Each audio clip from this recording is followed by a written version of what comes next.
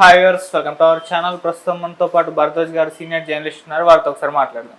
Sir నమస్కారం. Sir నమస్తే.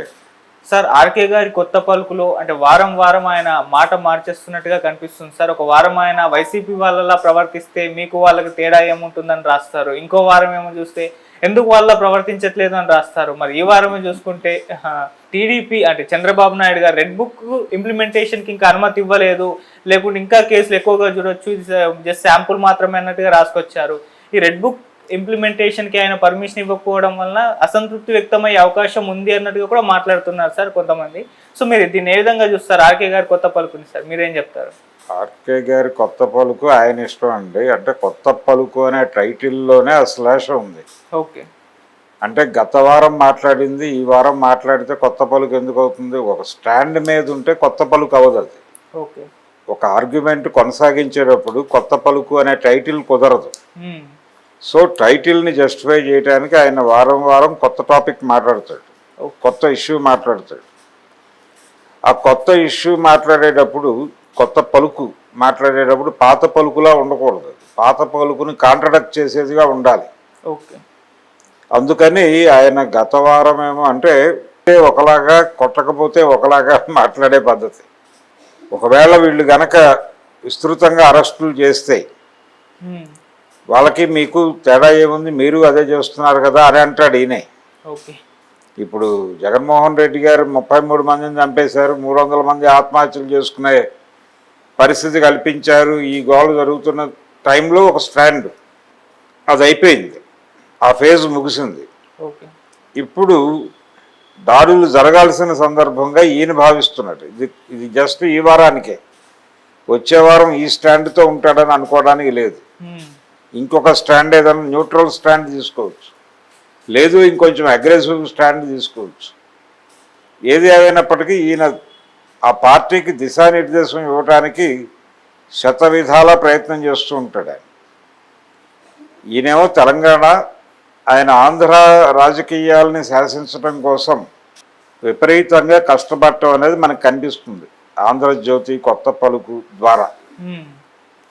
అందులో భాగంగానే రెడ్ బుక్ ఇంప్లిమెంట్ చేయడానికి చంద్రబాబు నాయుడు గారు అనుమతిస్తున్నట్టు లేదు. లేకపోతే ఈ పాటికి ఎంతమంది ఏ జైళ్ళల్లో ఊచలు లెక్క పెట్టేవాళ్ళు, ఎంతమంది ఏమైపోయేవారు. ఈ లెవెల్లో అంటే ఒక రకంగా ప్రొవోక్ చేయటం. చంద్రబాబు నాయుడు గారు ఎందుకు అనుమతి ఇవ్వట్లేదు, ఆయన కొంచెం సంయమనంతో వెళదామనుకుంటున్నారు అంటే దీనిలో రెండు ధోరణులు ఉంటాయి. మేము లేస్తే మనుషులం కాదు అని చెబుతూ అవతల వాళ్ళని భయపెడుతూ మేము మీలా కాదు, మాకు మీకు తేడా లేదా, మాకు మీకు ఉన్న తేడా వల్లనే మేము ఇలా ఉన్నాం, మేము రెడ్ బుక్ రాసుకుని కూడా ఇంప్లిమెంట్ చేయలేని పరిస్థితి.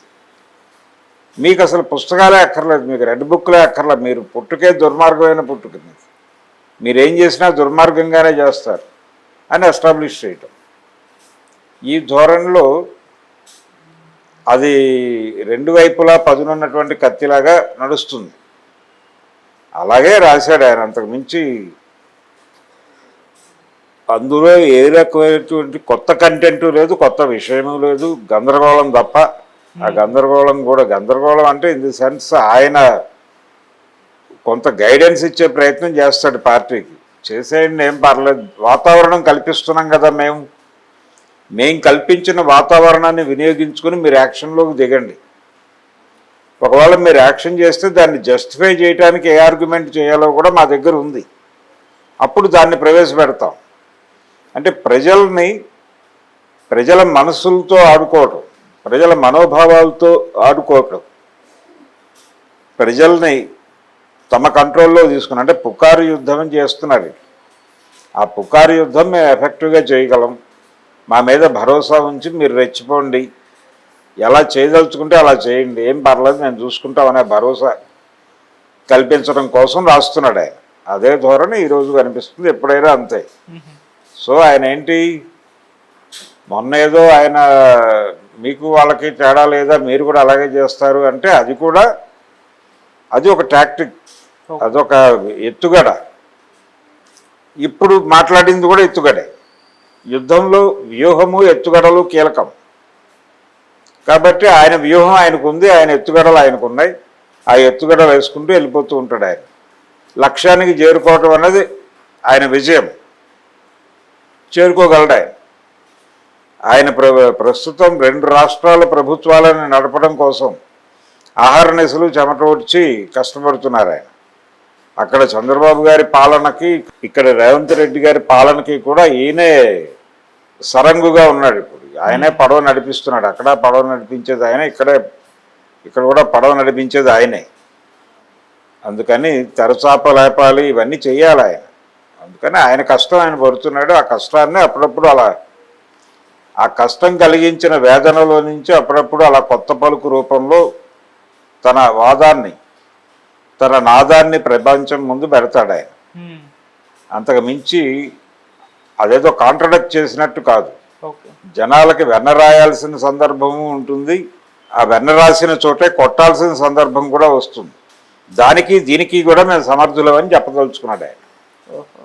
అంతవరకే సార్. అంటే చంద్రబాబు ఈ విధంగా సంయమనం పాటించడం వలన క్యాడర్లో అసంతృప్తి వ్యక్తం అవుతుంది. వాళ్ళు ఏదో ఊహించుకున్నారు, అధికారంలోకి వచ్చేస్తాం, ఇక ప్రతిపక్షాలను ఇబ్బంది పెట్టేస్తున్నాం అనుకున్నాం, కాకపోతే ఆయన కంట్రోల్గా ఈ రెడ్ బుక్ ఇంప్లిమెంటేషన్ పర్మిషన్ ఇవ్వట్లేదు, అసంతృప్తి వ్యక్తం అవుతుంది అన్నట్టు.